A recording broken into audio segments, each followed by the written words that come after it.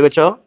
앞에 세 권의 복음서인 마태, 마가, 누가를 공관복음서라고 불러요.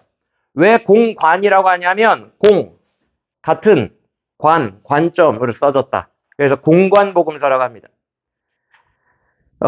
그러면 왜 앞에 세 권만 공관복음서일까? 요한복음은 어떻다는 것을 암시해요. 같은 관점이다? 아니다? 다른 관점이니까 앞에 세 복음서만 공관복음이 된 거예요. 이해가 되시죠? 요한복음은 진짜 달라요. 그래서 학자들도 요한복음의 별명을 제4복음서라고 부릅니다. 공관복음, 제4복음 이렇게 따로 왕따처럼 따로 구별을 해요. 왜 그러냐면 너무 다르니까. 그래서 우리가 이 이야기를 통해서 전제를 하나 알 수 있는데 그건 뭐냐면 요한복음을 해석할 때 마태, 마가, 누가복음을 차용해서 해석할 수 있다 없다. 가져와서 해석할 수 있다 없다. 없다. 다른 복음서를 참고하면 안 된다. 왜? 공관끼리 묶여 있고. 근데 우리가 살펴봤지만 마태, 마가, 누가도 서로 다르죠, 많이. 근데 요한복음은 진짜 다르기 때문에 요한복음에서 향유 부은 여인이 혹시 그 공관복음서에 있는 그 여인인가? 막 이야기를 갖고 와가지고 짬뽕 시키면 안 돼요. 그러면 안 돼요. 요한복음은 요한복음 내에서만 해석해야 된다. 라는 것입니다. 굳이 다른 참고 문헌을 참고 성경을 꼭 갖고 싶다라고 하면 요한 1서 정도만 참고할 수 있을 것 같아요. 요한복음과 요한 1서는 같은 저자가 쓴 게 맞아요. 너무 느낌도 비슷하고 언어도 비슷하기 때문에. 그러나 요한복음을 해석할 때 요한 1서를 굳이 가져올 필요가 없어요. 요한복음 내에서만 해석이 가능합니다. 그러니까 이번 4학년 때는 요한복음 내에서만 해석을 할 거예요. 그렇죠? 이해하시죠? 네. 요한복음을 해석할 때 또 중요한 게 있어요. 요한복음이 가진 특징인데 잘 들으세요. 요한복음은 진짜 신비로우면서도 어려운 복음서예요. 제게 요한복음을 가르쳐 주셨던 교수님이 이렇게 말씀하셨거든요. 요한복음을 연구하다 보면 최소 2명 이상의 사람이 책을 쓴 것 같다.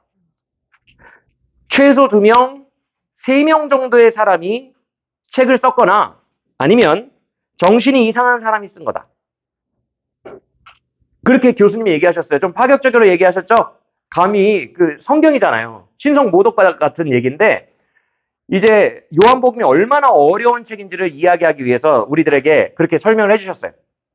그러니까 최소 2-3 사람이 쓴 거다. 그러니까 이 얘기했다가 해서 논리가 성립이 안 됩니다. 요한복음은. 그러니까 너무 어려운 책이에요. 논리가 성립이 안 돼요. 해석이 불가능합니다. 되게 난해해요. 그리고 어떤 주석서는요. 요한복음 개론을 말할 때 이렇게 써놨어요. 첫머리에, 머릿말에 들어보세요. 요한복음은 복음서 중에서도 마치 카멜레온과 같은 책이다. 그래서 초대교회 때부터, 옛날부터 요한복음은 명쾌한 듯 보이면서도 동시에 혼란스러운 책이고 빛을 제공하는 동시에 헷갈리게 만드는 문서로 인식되어 왔다. 초대교회 때부터. 또한 이런 이유 때문에 한 책 내에서도 서로 모순적인 해석들을 불러일으키기도 했으며 이단들이 자기들의 교리를 변호하기 위해 난해한 책인 요한복음을 많이 사용하기도 했었다. 여러분 여기까지 설명을 들으면 요한복음이 어려운 책이에요? 아니에요? 모든 교수들이 다 이구동성으로 카멜레온 같다. 명쾌한 것 같은데 헷갈린다. 초대교회 때부터 논란이 많았다. 제대로 해석한 사람이 없다. 계속 이런 얘기들밖에 없어요. 지금 이 말을 쓴 분이 이제 서울신학대 성결교죠. 서울신학대 교수, 신약학 교수 윤철원 교수가 이렇게 말을 했는데 정말 잘 표현했어요. 명쾌한 듯 보이는데도 혼란스러워. 빛을 보이는 것 같은데도 헷갈려. 그게 요한복음이에요. 마지막으로 한 명 더. 매버릭이라는 신학자가 있는데 이 신학자가 요한복음을 이렇게 불렀어요. 잘 들으세요. 이제 미국 사람이잖아요. 밀밭에서 이리저리 뛰어다니는 망아지 같은 복음서다. 이렇게 표현했어요. 밀밭에서 이리저리 뛰어다니는, 그러니까 여러분 망아지가 어떻게 뛰어다니는지 알아요? 이렇게 막 뛰어다녀요. 그러니까 앞으로 이렇게 가는 게 아니라 이렇게 뛰었다가 막 난리예요, 난리. 그러니까 밀밭에서 동서남북 뭐 어디로 튈지 모르게 막 튀어다니는 그런 망아지 같다. 복음서가 그렇다는 거예요. 이런 복음서를 우리가 어떻게 해석합니까? 헷갈리고 난해하고 두세 사람 이상이 썼거나 정신이 좀 이상한 사람이 쓴 것 같은 망아지같이 이리저리 왔다 갔다 정신 하나도 없는 그런 복음서다 라고 학자들마다 표현을 하는데 어려워요 안 어려워요? 어려워요. 정말 어려워요. 요한복음 그러면 왜 이렇게 난해할까? 제가 이 부분은 극동방송에서도 옛날에 언급한 적이 있지만 요한복음을 초신자용 복음서다라고 보는 기독교인들이 되게 많아요. 쉽다. 이거 초신자용이다. 요한복음. 그래서 요한복음을 초신자들이 되게 좋아합니다. 쉽게 읽힌대요. 근데 저도 회심 전에 성경에 대한 관심이 생겼을 때 요한복음을 통독했어요. 하루 만에 다 읽으려고 했는데 그때 17장까지밖에 못 읽고 말았지만 요한복음을 통독했어요. 그런데 그때 저도 회심 전이고 진짜 초보자였는데 뭔가 느껴져요. 요한복음을 통독하면 느껴져. 그래가지고 쉽네? 이런 생각이 들었어요. 성경 별로 어렵지 않네? 느낌이 느껴지네? 저 이렇게 생각했거든요, 당시에. 그런데 그 당시에 저처럼 많은 사람들이 이거 초신자용 복음서다 이렇게 생각할 수 있는데 결코 그렇지 않습니다. 이제 성경을 좀 아는 고수들의 세계에서는 절대 해석 불가능한 책이 요한복음이에요. 해석 불가능. 이걸 완벽하게 해석하는 사람이 없어요. 왜냐하면 논리가 이를 튀었다가 절로 튀는 망아지 같기 때문에 두세 사람이 번갈아 가면서 글을 쓴 것 같이 이리 튀었다가 저리 튀었다가 이리 튀었다가 저리 튀기 때문에 이게 논리적으로 해석이 안 된다고요. 요한복음 자체가. 그래서 제가 개인적으로 순위를 매기면 신약성경에서 제일 어려운 게 뭘까요? 요한계시록이고 두 번째로 어려운 게 뭐예요? 요한일서고 세 번째로 어려운 게 요한복음이라고 저는 개인적으로 생각해요. 너무 어려워요. 그런데 왜 사람들은 요한복음이 초신자용이라고 생각할까? 아니 누구 학자들이 이렇게 어렵다고 하는데 왜 일반 성도들이 이거 초신자용이라고 생각할까? 왜 그런지 아세요 혹시? 왜 그럴 것 같아요? 아까 윤철원 교수가 그랬잖아요. 뭐라고 했어요? 명쾌한 듯 보이지만 혼란을 일으키는 책이고 빛을 제공하는 듯 보이지만 헷갈리게 하는 책이다. 그러죠? 그러니까 초신자들은 어느 부분을 본 거예요? 명쾌한 부분을 본 거예요. 이해가 되십니까? 그러니까 되게 명쾌한 듯 보여요. 초신자들은. 그러니까 이거 초신자용이다. 이렇게 생각을 한 거고 이제 성경을 좀 잘 아는 분들이나 교수님들은 헷갈리는 쪽을 보는 거예요. 왜냐하면 이거를 다 해석을 해내야 되니까. 몽땅 해석을 해내려고 보니까 이거는 해석이 불가능한 정도로 어려운 거예요. 이해가 되시죠? 정리하면 이런 거예요. 느낌은 팍팍 와. 그런데 논리적으로 해석을 하려고 하면 어려워. 그러면 요한복음은 대체 왜 이런 특징을 가지게 된 걸까? 거기에는 분명한 이유가 있습니다. 제가 극동방송에서는 이렇게 설명을 해드렸어요. 초신자들은 대부분 바울 서신이 어렵다고들 합니다. 맞아요? 바울 서신이 어렵다고들 합니다. 그리고 요한복음이 초신자들은 쉽다고 합니다. 쑥쑥 읽힌다고 합니다. 그런데 그렇지 않습니다.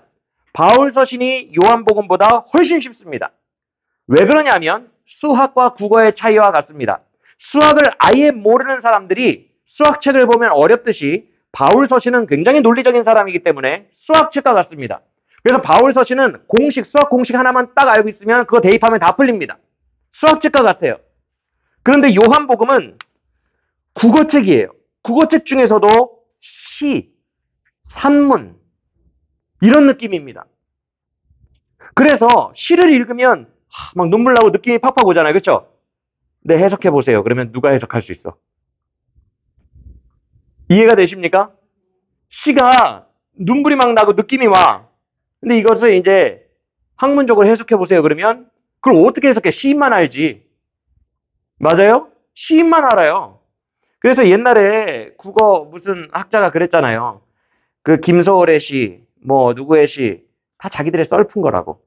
시인이 나는 이런 의도로 쓴 것보다 국어 학자들이 푼 게 더 깊어. 뭔 얘기인지 알아요? 시인은 그냥 나는 귤에 대해서 써봐야겠다. 노란색 귤 너무너무 맛있어. 이렇게 썼는데 국어학자들이 그것을 푸는데 이거는 일제강점기 시대 때 민족의 애환을 그리기 위하여 노란색을 차용하여 이렇게 더 깊게 푼 거예요. 시인은 그냥 아무렇게나 썼는데. 그러니까 국어학자들이 그래요. 어차피 시나 산문의 세계는 본인들 그냥 평론한 사람들이 자기들 썰을 푼 거지 시인이 그런 마음을 가지고 썼는지 아닌지는 아무도 모른다. 요한복음이 그렇다고요. 요한복음. 그러니까 이단들이 아까 많이 써먹었다고 한 거예요. 어디서든지 막 풀어낼 수 있으니까. 그래서 보통 그러니까 초신자들은 시를 읽는 게 수학책 푸는 것보다는 더 쉬워요. 맞아요? 시는 느낌이 오잖아요. 맞죠? 그러니까 쉽다고 느끼는 거예요. 그리고 수학은 어려워. 공식을 모르니까. 바울서신은 어려워 그러는데 아니에요. 바울서신은 공식만 알면 쫙 풀리고 요한복음은 아무리 풀려고 해도 안 풀려요. 이해가 되시면 아멘. 그래서 요한복음은 해석이 불가능에 가까운 벽을 느끼게 됩니다. 여러분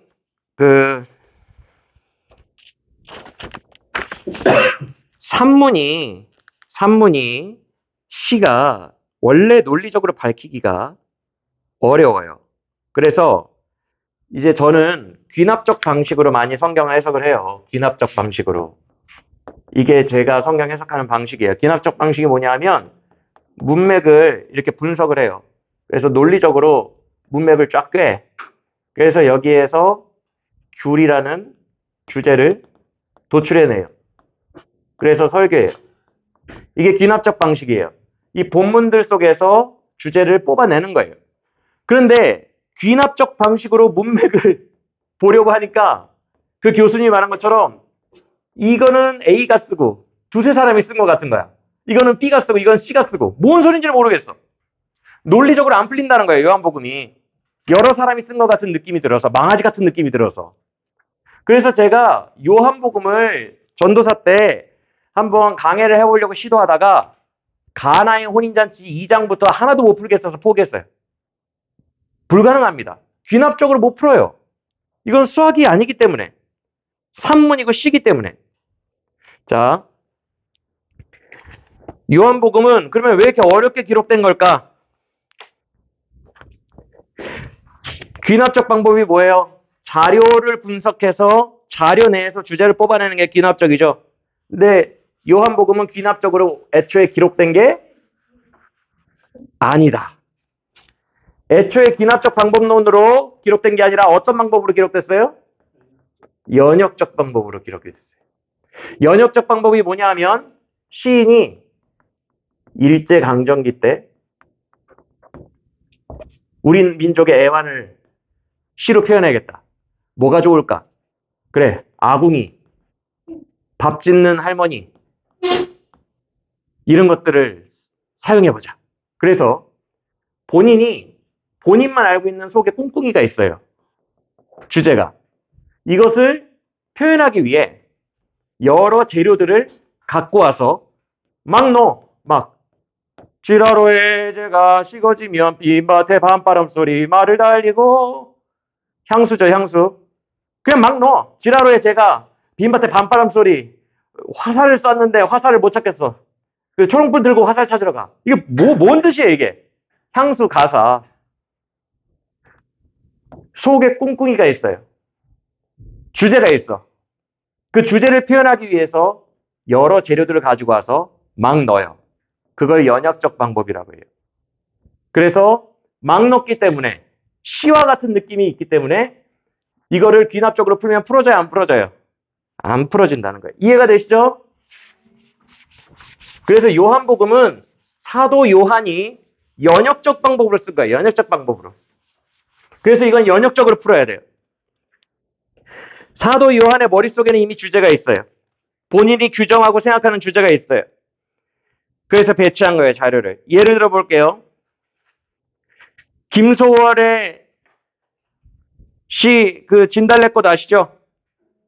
여러분 외워요? 전 다 외워요. 왜? 마야가 불러줬으니까. 아무도 모르시는구나. 모르시는구나. 마야 몰라요, 마야?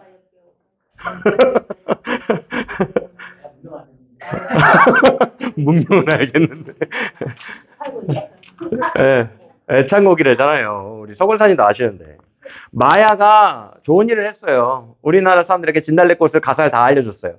그런데 진달래꽃, 일제 강점기 속에서 일제에게 짓밟힌 고통과 슬픔이 가득한 이 상황을 노래해야 되는 그 재료를 뭘 가지고 와요? 이별의 아픔을 울부짖는 남녀의 상황을 가지고 와요. 그래서 그 상실감과 절망과 좌절을 영변의 약산 진달래꽃을 내가 뿌릴 테니까 막 밟지 마시고 살며시 들여만 밟고 가주세요. 닿을 듯 말 듯. 이렇게 표현한 거예요. 진달래꽃을 재료로 쓴 거예요. 영변의 약사를 재료로 쓴 거예요. 사뿐히 닿을 듯 말 듯 들여밟고 가달라고 탄식하는 여인의 이미지를 차용한 거예요. 속에는 꿍꿍이가 있어요. 김소월이 뭘 표현하라고 했는지 몰라, 우린. 근데 그걸 읽으면 뭔가 눈물이 나고 뭔가 멋있어. 시니까 느낌이 와. 그게 연역적 방법이라는 것입니다. 이해가 되시죠? 감각적으로 배열을 해놨기 때문에 논리적으로 풀기 어렵다. 그래서 요한복음도 그렇다.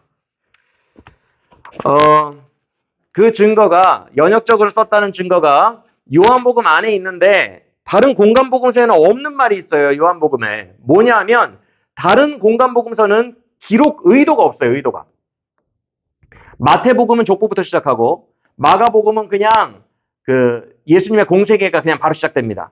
그리고 누가복음은 데오빌로에게 예수님의 행적에 대해서 많은 사람들이 중구난방으로 얘기하고 있기 때문에 내가 예수의 인생을 역사적으로 순서에 맞게 설명해야 될 필요가 있어 붓을 들었습니다. 이렇게 누가복음 1장에 데오빌로에게 나는 이런 의도로 역사적 순서로 예수의 행적을 정리하기 위해 누가복음을 씁니다라고 의도는 나와 있어요. 기획 의도는. 쓴 의도는. 그런데 이거는 그냥 역사적 순서죠. 그렇죠? 누가는 역사적 순서로 쓴 거예요. 그런데 요한복음은 분명하게 말합니다. 나는 이 책을 쓴 의도가 있다. 의도가. 시인과 같이. 의도가 있다 말이에요. 그게 어디냐면 20장 31절 봅시다. 20장 31절 여러분들이 읽어보세요. 20장 31절 펴보세요. 20장 31절 시작. 오직 이것을 계속하면 너희로 예수께서 하나님의 아들 그리스도이심을 믿게 하려 하며 또 너희로 믿고 그 이름을 힘입어 생명을 얻게 하려 합니다. 이게 의도죠. 그렇죠? 의도가 있어요, 없어요? 기록 의도가 있어요. 뭘 얻게 하려고? 생명을 얻게 하려고. 이 글을 통해서 너희로 누구를 믿게 해요? 예수께서 하나님의 아들이심을 믿게 하려 하고 너희가 그 이름을 힘입어 생명을 얻게 하려 하는 의도로 내가 이 복음서를 썼다라고 분명하게 기록하고 있어요. 맞아요? 그러니까 이런 의도로 본인이 예수님의 제자로 예수님을 따라다닐 때 경험했던 모든 자료들을 의도를 가지고 시처럼 그 자료들을 감각적으로 배치한 거예요. 그래서 난해한 거예요. 이해가 되십니까? 그래서 요한복음이 카멜레온 같은 책이 된 이유 이해가 되시리라고 믿습니다. 그러면 이제 우리는 요한복음을 어떻게 연구하고 묵상해 나가야 될까? 방법은 하나예요.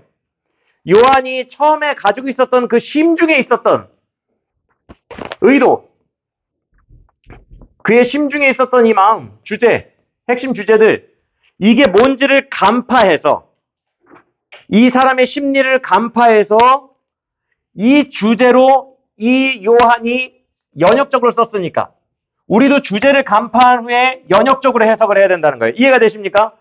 이건 귀납적으로 해석이 불가능해요. 똑같이 가야 돼요. 똑같이. 요한이 심중에 품었던 소스들이 무엇인지. 자, 이해 읽어봅시다. 요한복음에 시작. 요한복음의 9가지 대명제들 그게 이거예요. 해석의 열쇠. 요한복음이 심중에 품었던 주제들이 있어요. 그래서 모든 본문에 저 9가지를 갖다 붙여서 해석을 하는 거예요. 아, 이 본문은 7번이구나. 이런 식으로. 7번 때문에 쓴 거구나. 이 본문은 4번 때문에 의도적으로 이 본문을 기록한 거구나.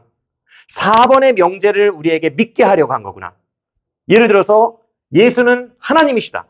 그 명제가 있다면 아, 이거는 물을 포도주로 바꾼 건 예수님이 하나님이라는 것을 증명하기 위해서 이 자료를 쓴 거구나. 이렇게 주제를 가지고 본문으로 들어가는 연역적 반법론으로만 요한복음은 해석이 가능하다. 이해가 되시죠? 그런데 연역적 반법론으로 하면 다 해석할 수 있나요? 못해요, 못해. 이거 명쾌하게 해석한 학자가 없어요. 어떤 신약학 교수님은 요한 문서를 전공하셨거든요. 독일에서 요한 문서를 전공하신 권위자인데 학생들이 물어봐요. 요한 문서에 대해서. 그러면 10개를 물어보면 9개를 모른대. 본인이 모른대. 요한 문서의 전공자인데 독일에서 요한 문서를 전공한 분인데 몰라요, 저는. 그건 모릅니다. 계속 모른대. 그러면 교수를 왜 하는 건지. 그 정도로 어려워요. 그러니까 본인도 이건 확실하지 않습니다. 모릅니다. 이렇게 얘기하는 게 요한문서예요. 요한계시록, 요한일서, 요한복음. 어려워요, 어려워. 그러면 이제 우리가 배우는 이 9가지가 얼마나 중요한지는 이해가 되셨죠? 이거 적어놓고 안 지울 거예요. 안 지우고 이거 계속 적어놓을 거거든요, 9개. 그 다음에 내일 아침부터는 동그랗게 앉아가지고 직접 읽고 묵상할 거예요. 근데 읽다가 이거 보세요. 읽다가 모르겠으면 이걸 보시오. 그러면은 그 본문이 대략 느낌이 와요. 이해가 되십니까? 물론 설명해 드릴 거예요. 물론 설명해 드리는데 이 9가지는 지우지 않을 거다. 이 9가지가 얼마나 중요한지 연역적으로 분석하기 위해서는 이 9가지가 너무너무 중요하다는 것을 여러분들이 이해하셨으리라고 믿습니다. 이 대전제, 대명제들이 바로 해석의 열쇠들이에요. 근데 재밌는 것은 요한복음 1장 1절부터 18절까지를 로고스 성가라고 부릅니다. 이 파트 안에 9개를 다 넣어놨어요. 그러니까 서론 부분에 9개 해석의 열쇠를 다 집어넣어 놨다고. 그러니까 우리가 이 부분만 이번 3시간 동안 살펴보면 9개를 다 뽑아낼 수가 있어요. 그럼 이 9개 가지고 21장까지 다 해석할 수 있냐? 그건 아니에요. 다 해석은 못하지만 꽤 많이 해석할 수 있어요. 이 9개의 소스만 가지고도. 이해가 되시죠? 자, 그러면 여기서 잠깐 휴식합시다. 로고스 성가 나오기 전에 일부러 한 20분만 했어요. 잠깐 휴식하고 오세요. 한 5분만 휴식하고 이제 본격적으로 로고스 성가 배울 겁니다.